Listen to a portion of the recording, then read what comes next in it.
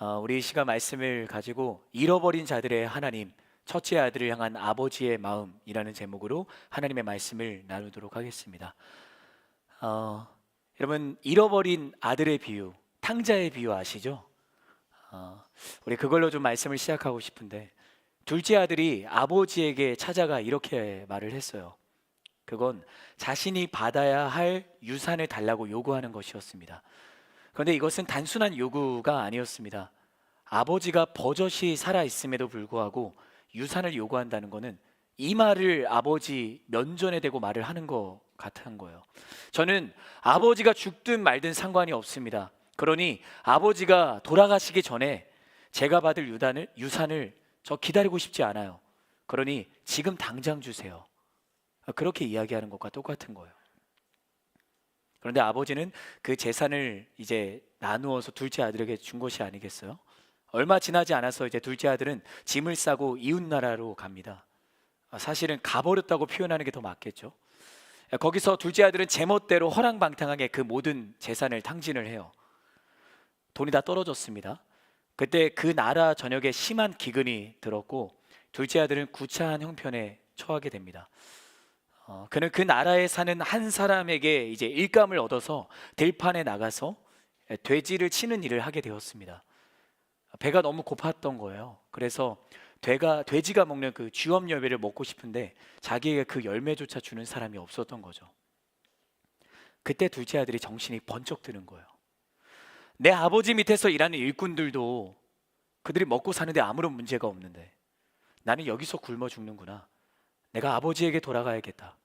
내가 아버지의 자녀라고 일컬음을 받을 수는 없겠지만 내가 아버지의 종 중 하나라도 여겨져도 좋으니 내가 돌아가야겠다.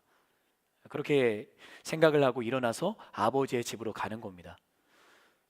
이 둘째 아들이 아직 멀리 있는데 아버지는 그가 먼저 보였던 거예요. 둘째 아들인 것을 알아차리시고 아버지는 뛰는 가슴으로 아들에게 뛰어가서 그를 끌어안고 입을 맞추고 옷을 입히고 신발을 신기고 손가락에 반지를 끼우고 종들을 향해서 이렇게 이야기를 하는 거죠. 내 사랑하는 둘째 아들이 돌아왔다. 그러니 송아지를 잡아서 잔치를 벌이자. 그렇게 이야기를 하는 거예요. 그 일이 있는 동안 첫째 아들, 맏아들은 밭에 나가 있었거든요. 그가 하루 일을 끝내고 이제 터벅터벅 돌아오는데 집 가까이 이르자 음악 소리와 막 춤추는 소리가 그의 귓가에도 들리기 시작하는 거예요. 그래서 종을 불러서 맏아들이 물었습니다. 그러자 종이 이렇게 대답을 하는 거죠. 동생분이 돌아왔습니다. 그러자 주인 어른께서 잔치를 열라고 하셨습니다. 그래서 지금 이거는 잔치 소리입니다. 종이 해준 말을 듣자 큰아들이 이제 분을 내면서 감정을 주체하지를 못하는 거예요. 그래서 저만치 이제 물러나서 집에 들어가지 않고 서서 가만히 있는데 그 모습을 누가 본 거예요? 아버지가 본 거죠. 아버지가 그래서 이야기를 하려고 막 말을 건네는데 듣지 않는 거죠. 그때 큰아들이 분을 내면서 아버지에게 이렇게 이야기를 하는 겁니다. 제가 집에 남아서 한시도 속을 썩이지 않고 아버지를 모신 것이 도대체 몇 년입니까? 그런데도 아버지는 저와 제 친구들을 위해서는 잔치 한번 열어주신 적이 없는데 그런데 아버지 유산을 모두 다 탕진하고 돌아온 저 아들은 성대한 잔치를 베풀어 주시다니요. 누가복음 15장에 등장하는 잃어버린 아들의 비유입니다.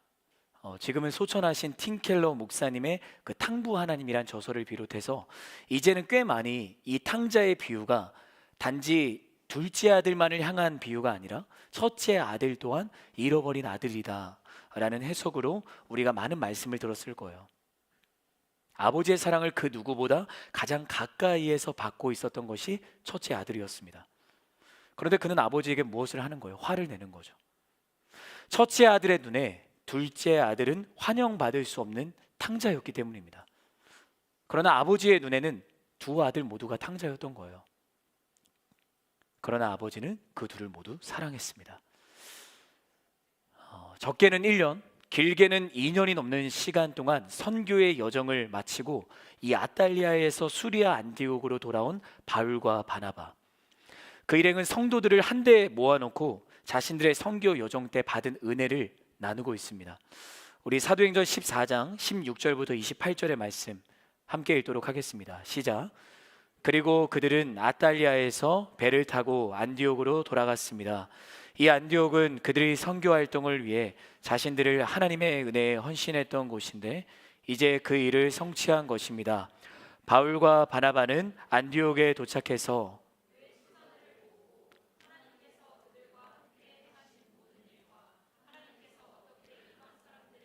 믿음의 문을 여셨는지 보고했습니다. 그러고 나서 그들은 제자들과 함께 오랫동안 그곳에 머물렀습니다.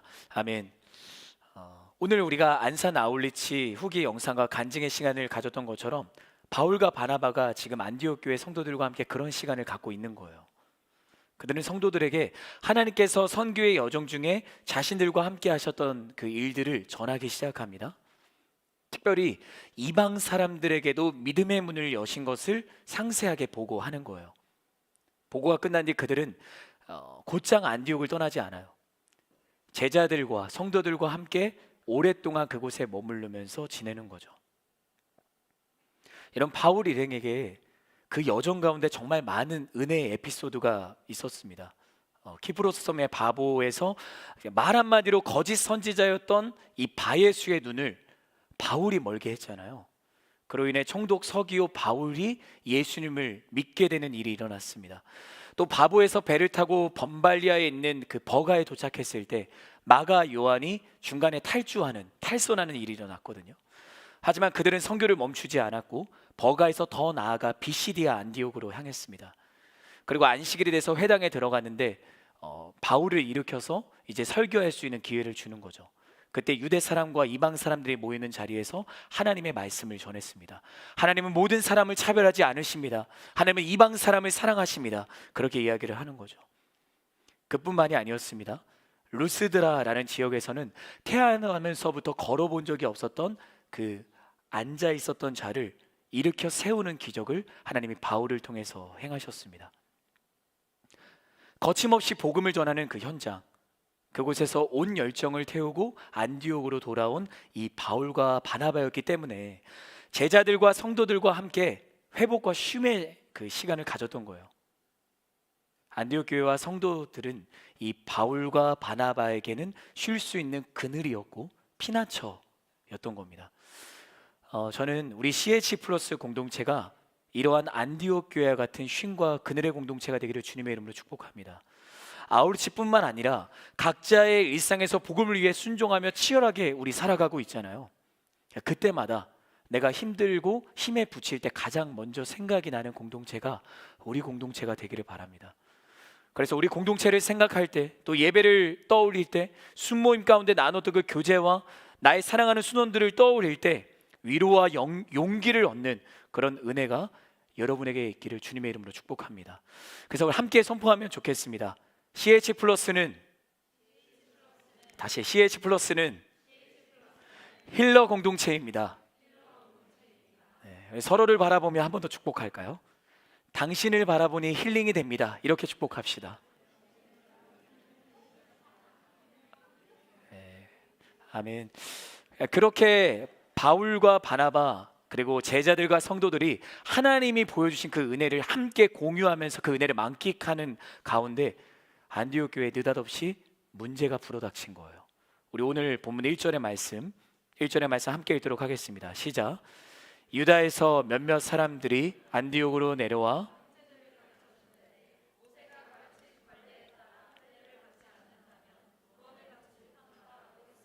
아멘. 문제는 무엇이었어요? 갈등의 이유는 무엇입니까?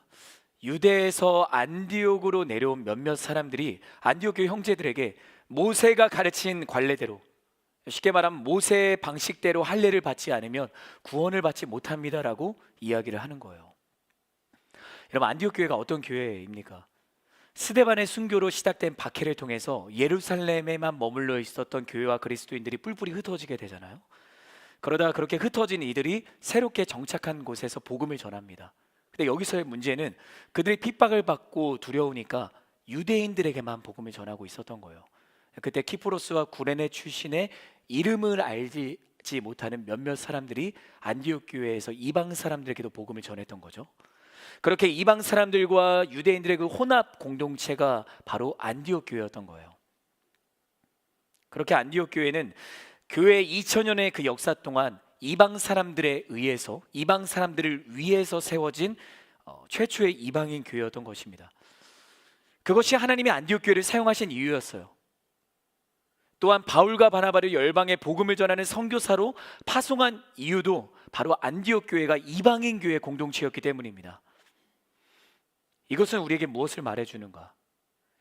지금 모세의 방식대로, 모세가 가르친 관례대로 할례를 받지 않으면 구원을 받지 못한다고 가르친 이 몇몇 사람들의 이야기를 듣고 있는 청자가 바로 안디옥 교회에 있었던 이방 사람들이었다라는 거예요. 그러니 그들에게는 청천벽력과 같은 이야기였겠죠.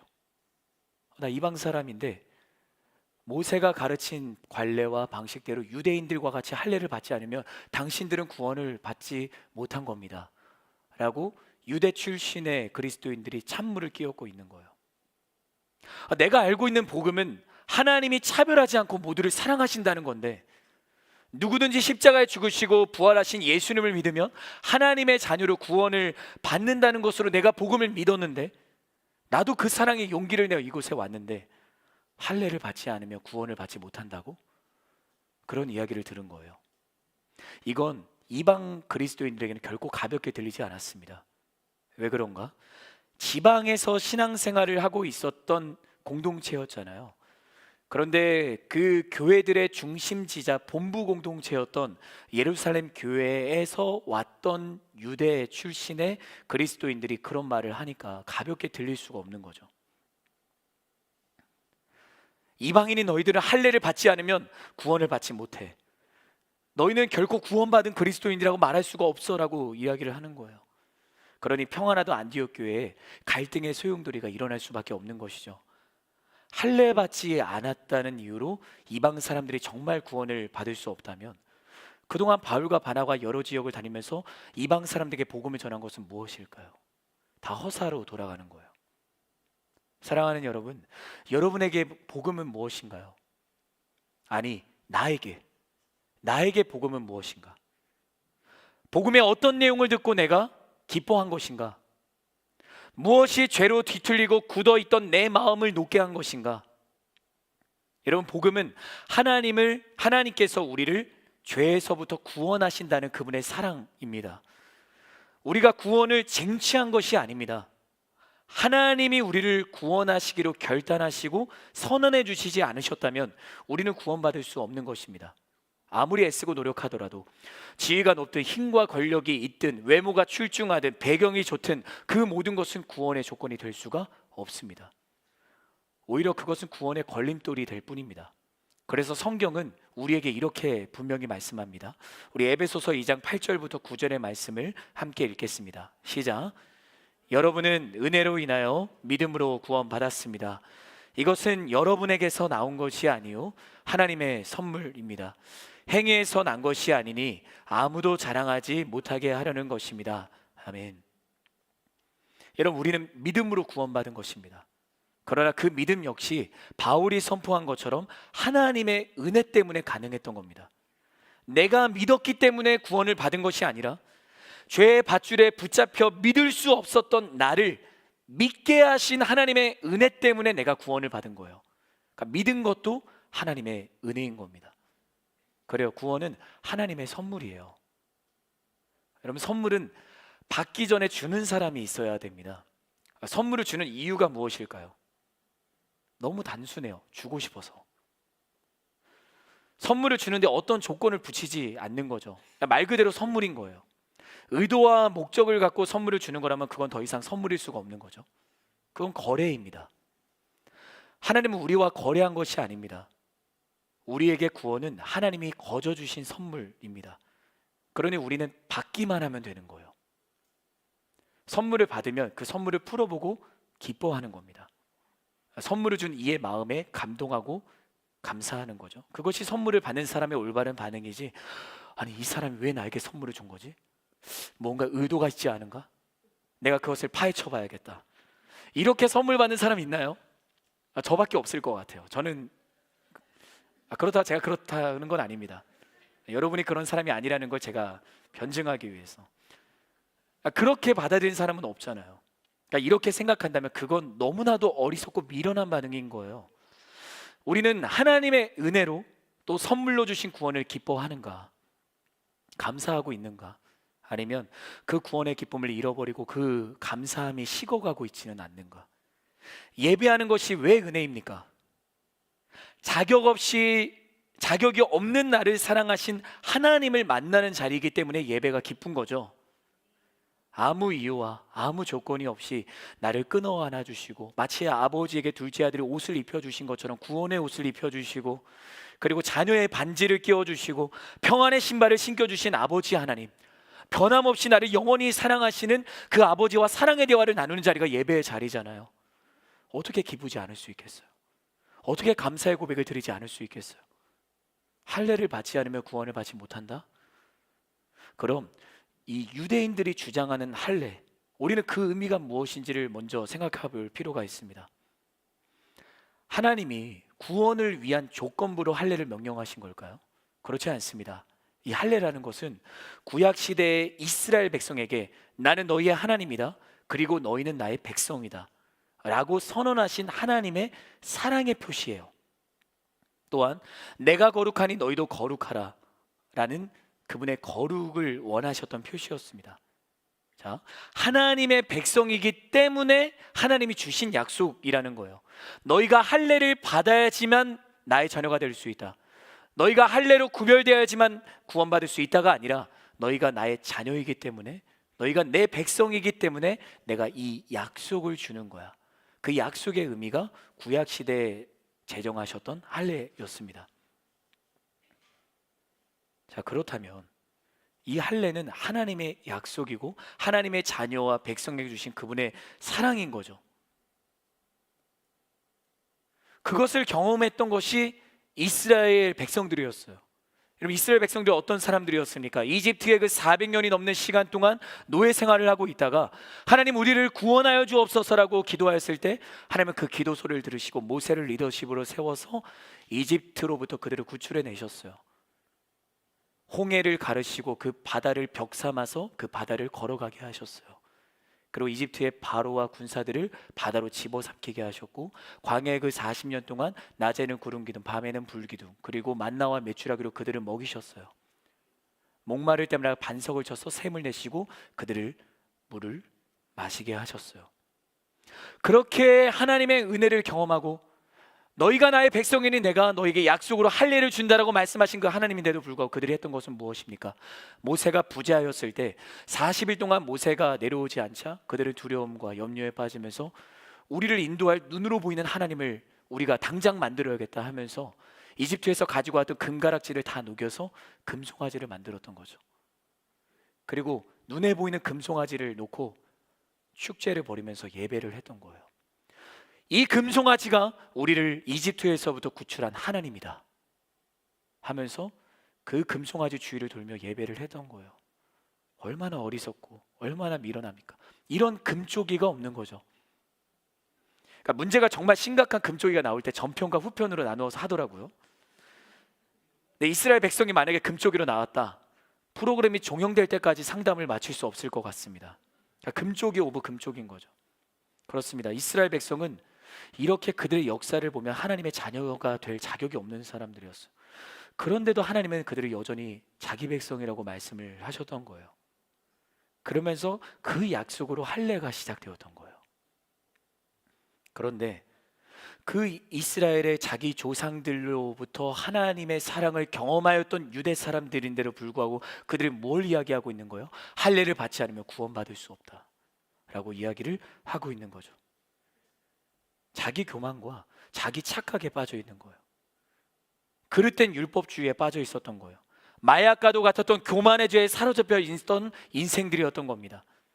이방 사람들을 사랑해 본 적도 한 번도 없는 사람들, 그들에게 복음을 전하는 현장에 서보지도 않았던 사람들이 지금 그들을 판단하며 할례를 받지 않으면 구원을 받지 못한다라는 첫째 아들의 자리에 서 있는 거예요. 첫째 아들. 우리 이어지는 본문 2절의 말씀 함께 읽도록 하겠습니다. 시작. 이 말로 인해 바울과 바나바는 그들과 적지 않은 충돌과 논쟁을 벌였습니다. 그래서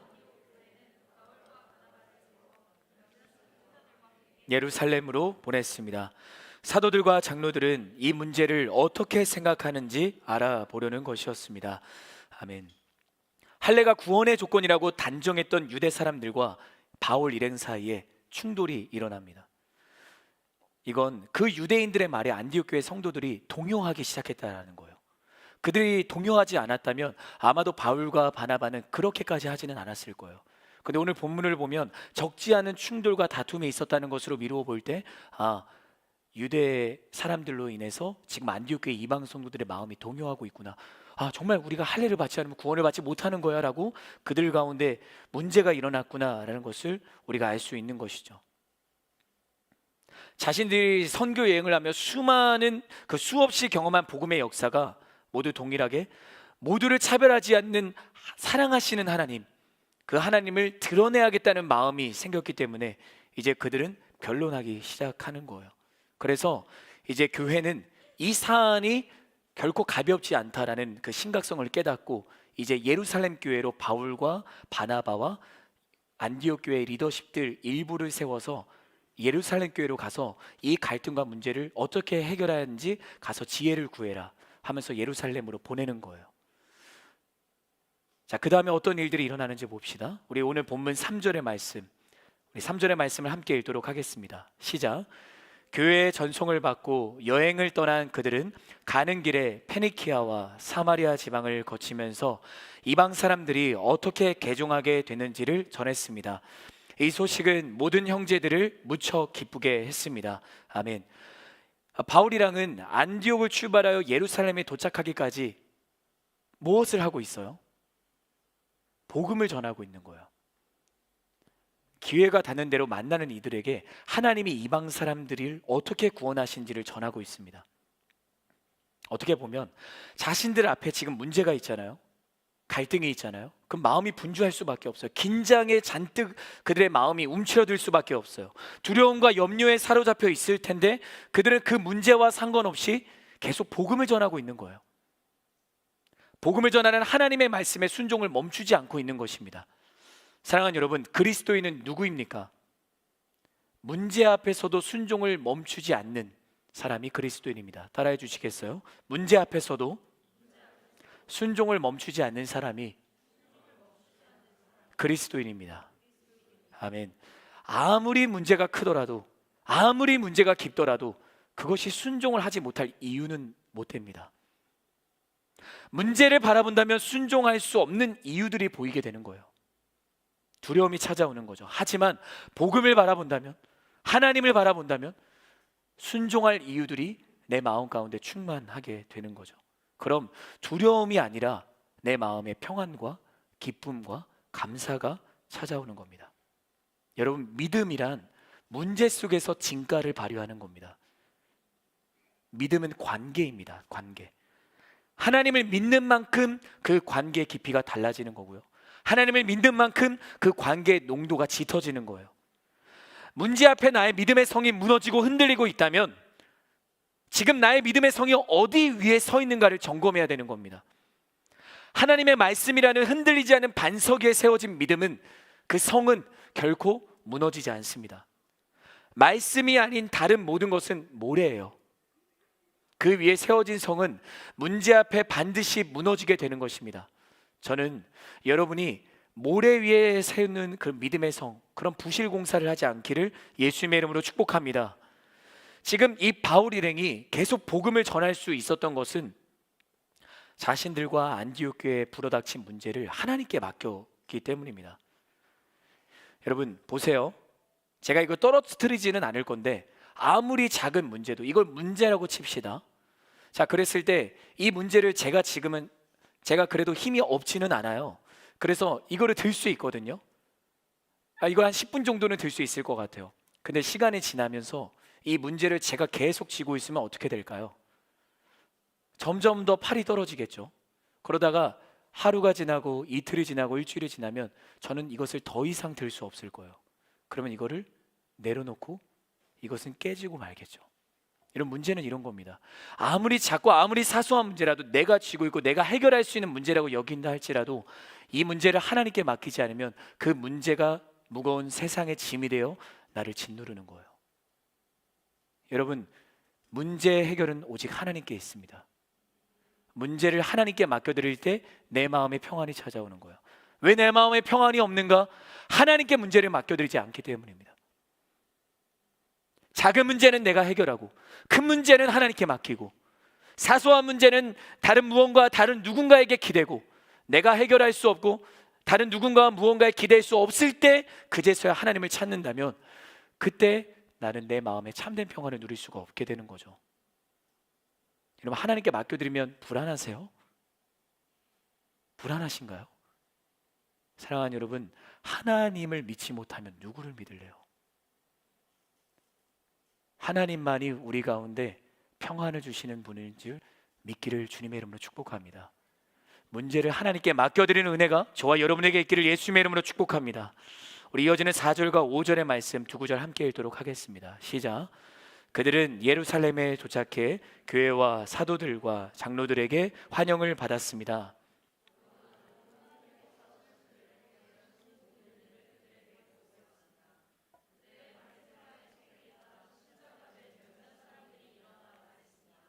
이방 사람들이 할례를 받고 모세의 율법을 지키도록 해야 합니다. 아멘. 자, 그렇게 예루살렘에 도착한 바울 일행, 그들은 사도들을 포함한 교회 리더십들에게 하나님께서 자신들을 통해 하신 모든 일을 한 번 더 보고를 합니다. 그건 하나님이 자신들을 통해 이방 사람들을 구원하셨다는 내용이었어요. 자, 그들이 얼마나 이방 사람들에게 진심이었는가를 알 수 있겠죠. 두려워하지 않고 여전히 이방 사람들을 구원하시는 하나님의 사랑을 전하고 있는 거예요. 자, 그때 바리새파에 속해 있다가 신자가 된 몇몇 사람들이 벌떡 일어나서 말을 하는 거예요. 여기서 우리말 성경에서는 일어나다라고 번역이 되어 있는데 헬라어를 찾아보니까 엑사니스테마라고 되어 있는데 이것이 벌떡 일어나다라는 뜻이더라고요. 그러니까 돌발적인 행동을 나타내는 동사라고 합니다. 무슨 말인가? 즉 바리새파 출신의 성도들이 바울 일행의 그 믿음의 보고가 끝나기도 전에 딱 잘라버리고 아닌데 하면서 할례를 받지 못하면 구원을 받지 못하는데 하면서 또 이야기를 하는 거예요. 여기도 금쪽이가 있네요. 이방 사람들이 할례를 받고 모세의 율법을 지키도록 해야 합니다라고 이야기를 하는 거죠. 그들은 아직 이방 사람을 사랑하시는 하나님의 마음을 깨닫지 못한 채 여전히 그릇된 율법주의에 사로잡혔던 안디옥 교회에 있던 유대인들과 같이 똑같은 일을 하고 있는 겁니다. 이제 사도들과 장로들이 이 문제를 가지고 논의하려고 함께 모입니다. 얼마나 오랫동안 토론을 하였을까요? 이제 토론이 끝나고 이제 베드로가 일어나서 이야기합니다. 우리 7절부터 11절까지의 말씀 함께 읽도록 하겠습니다. 시작. 오랜 시간 동안 토론한 끝에 베드로가 일어나 그들에게 말했습니다. 형제들이여, 여러분도 알다시피 얼마 전에 하나님께서 여러분 가운데서 나를 선택해 이방 사람들도 내 입술을 통해 복음의 말씀을 듣고 믿게 하셨습니다. 그 마음을 아시는 하나님께서는 우리에게 하셨던 것처럼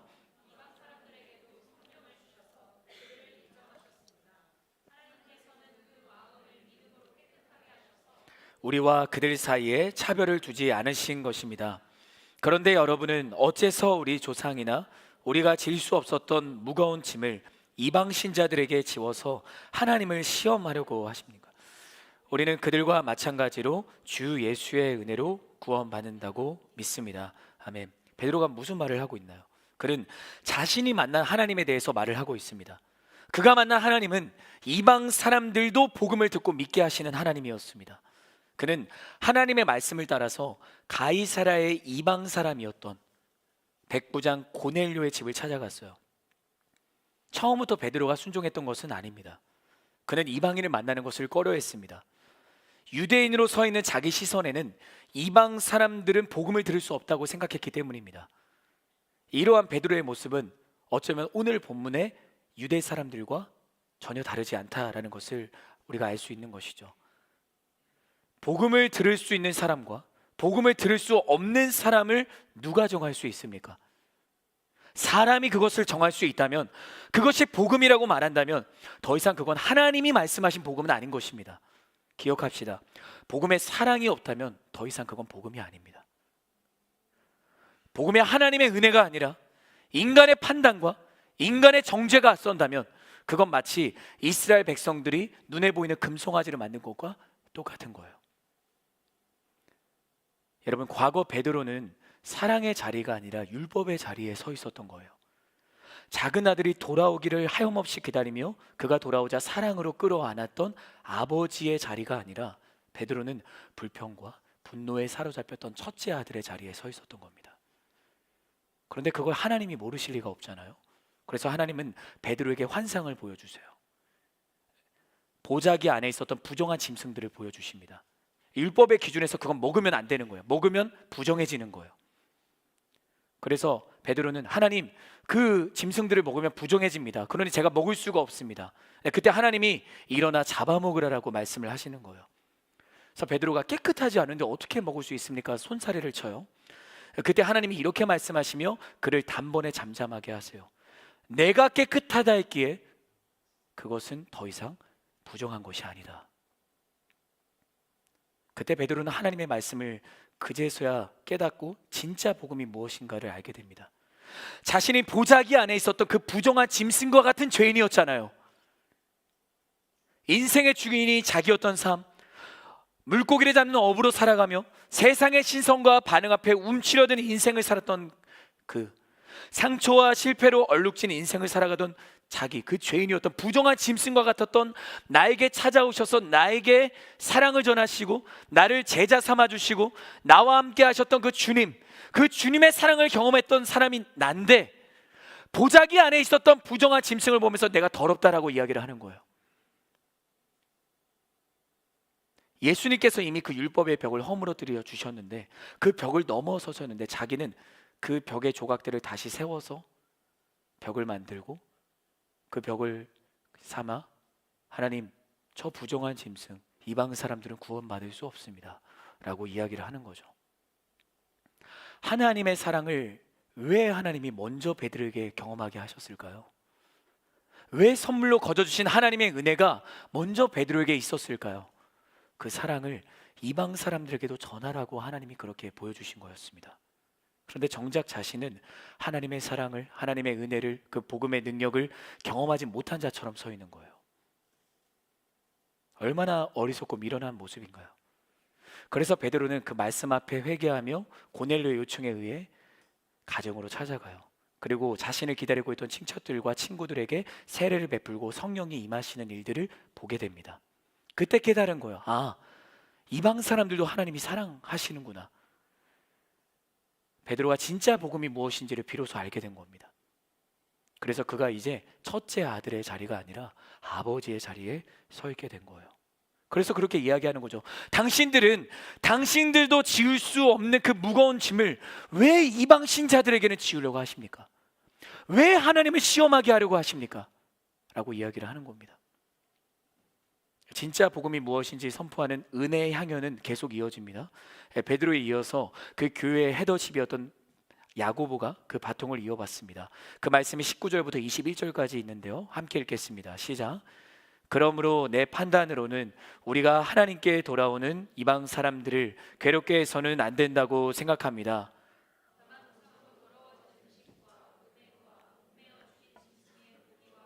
멀리하라고 편지하는 것이 좋겠습니다. 오래전부터 모세의 율법이 각 도시에 전해져 안식일마다 회당에서 그것을 읽고 있기 때문입니다. 아멘. 바울과 바나바의 보고를 일방적으로 끊었던 바리새파 출신의 유대 그리스도인들, 그들이 말하는 복음은 사랑이 없는 복음이었습니다. 복음의 껍데기는 있지만 그 안에 사랑은 없고 율법으로만 가득 차 있었습니다. 그래서 사도행전을 기록한 누가는 이 베드로의 신앙 고백과 야고보의 대표 발언을 통해서 잘못된 복음을 바로잡고 있는 겁니다. 야고보 역시 베드로와 마음을 같이 했습니다. 우리가 하나님께 돌아오는 이방 사람들을 괴롭게 해서는 안 됩니다. 그것이 하나님이 말씀하신 참된 복음이었기 때문이죠. 그리고 나서 야고보가 한 가지 말을 덧붙여요. 그건 이 이방인 그리스도인들에게 편지를 써서 우상으로 더러워진 음식과 음행과 몸매어 죽인 짐승의 고기와 피는 멀리하자라고 우리가 편지를 쓰는 것은 좋겠습니다라고 이야기를 했던 거죠.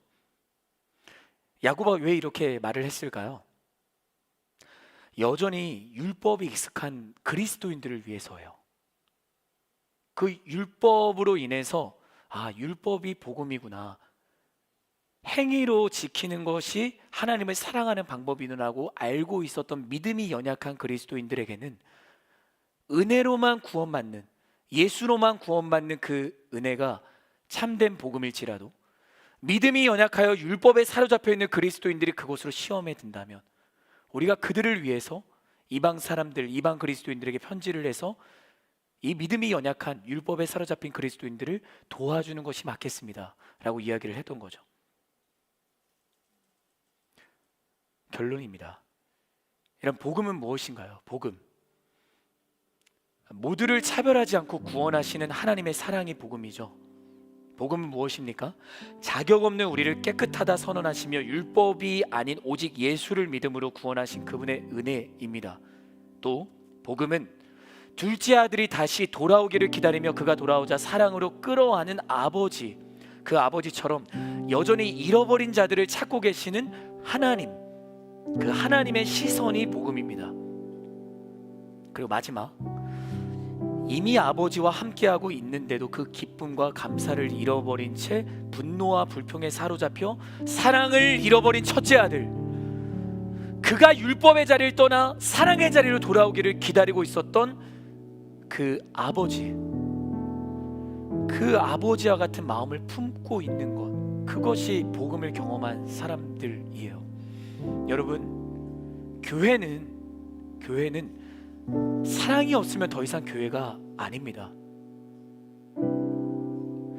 2주에서 예배하는 우리 모두가 하나님의 사랑을 경험한 자들이고 우리는 먼저 된 자들이잖아요. 그럼 나중된 자들이 이곳에 나올 겁니다. 또 이곳 가운데 먼저 된 자들이 있고 나중된 자들이 있는데, 내가 만난 하나님, 나를 인격적으로 만나신 그 하나님의 그 경험과 잣대, 그 틀과 저 사람이 만난 하나님, 저 친구가 만난 하나님이 그 경험이 다르다 할지라도 우리는 판단하거나 정죄할 수 없는 것입니다. 사랑하고 그 가운데 그 하나님이 나의 하나님이심을 믿고 나아가는 것이 참된 그리스도인의 모습입니다. 저는 우리 CAC 플러스 공동체가 그렇게 사랑으로 서로를 섬기며 사랑으로 그 가운데 하나님의 은혜를 같이 공유하는 공동체가 되었으면 좋겠습니다. 첫째 아들로 서 있는 우리일 수도 있고요, 둘째 아들이 우리일 수도 있고, 하지만 그 자리를 떠나서 그 모든 잃어버린 아들을 품어주셨던 아버지의 마음이 여러분의 마음이 되었으면 좋겠어요. 그때 하나님은 우리를 기뻐하실 거예요. 그 마음이 복음입니다. 그것을 기억하며 복음의 능력을 경험하는 저와 여러분이 되기를 주님의 이름으로 축복합니다. 주님의 이름으로 축복합니다. 우리 이 시간 같이 주님 마음 내게 주소서 찬양하며 나아가겠습니다.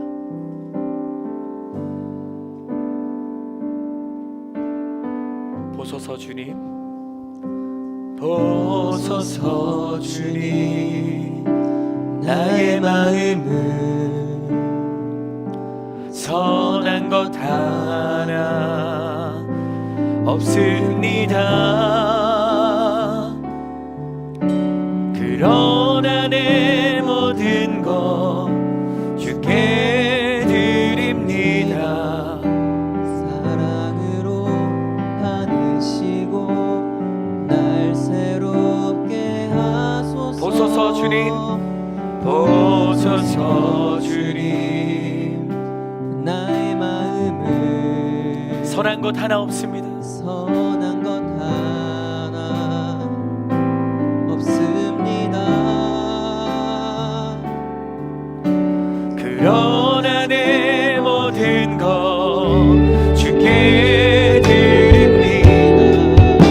사랑으로 안으시고 날 새롭게 하소서. 고백합니다. 주님 마음 내게 주소서.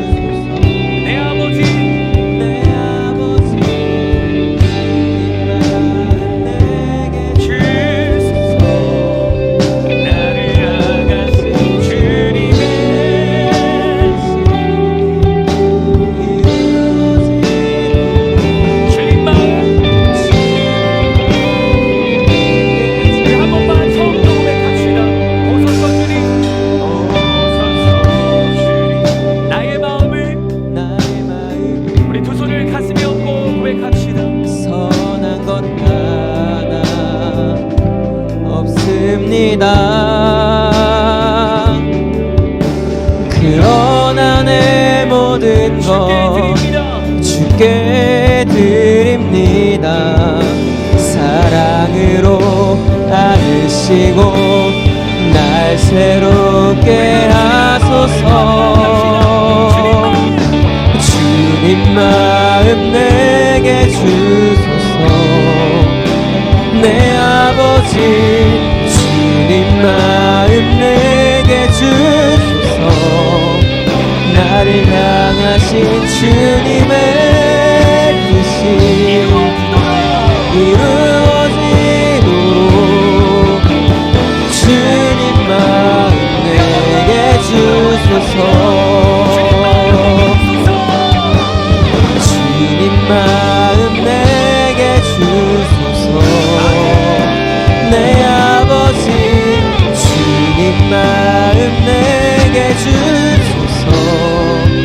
나를 향하신 주님의 뜻이 이루어지도록 주님 마음 내게 주소서. 제가 기도하길 원합니다. 하나님, 내 마음에 선한 것 하나 없습니다. 주님의 마음을 나에게 허락하여 주세요. 선한 것 없는, 자격이 없는 나였지만 하나님이 나를 거저 사랑해 주셨고 나의 그 예수님의 사랑을 허락하셨는데 나에게 사랑이 없다면 이 시간 주님 앞에 엎드려 주님 내 마음에 사랑을 주시옵소서. 주님 내 마음에 사랑의 마음을 충만하게 부어주시옵소서.